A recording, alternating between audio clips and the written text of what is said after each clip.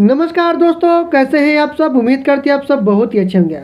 साथियों, दो सुपरस्टार खेसारी लाल यादव और पवन सिंह दोनों का गाना एक रिलीज हुआ, दरदिया और घाव देवे पवन सिंह है, दरदिया जो खेसारी लाल यादव का गाना है। दोनों ही गाना बहुत ही बेहतरीन है अपनी जगह पर, और जितने भी खेसारी फैंस हैं, जितने भी पवन सिंह फैंस हैं, दोनों लोग खूब सुन रहे हैं गाने को व्यू भगाने के लिए।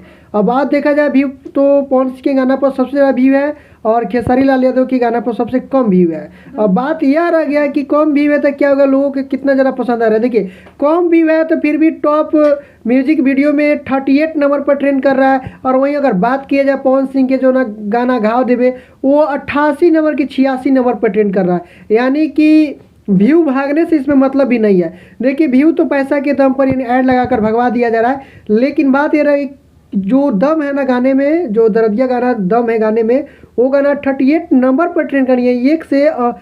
एक के बाद 38 नंबर पहले आता है, एक के बाद उसके बाद 86 नंबर बाद में आता है, यानी 38 नंबर वाला का ना वैल्यू दिया जाएगा। तो 38 नंबर पर ट्रेंड कर रहा है खेसारी लाल यादव जी के गाना दरदिया, और पवन सिंह के गाना घाव देवे 86 नंबर पर। तो बहुत ही फ़र्क है।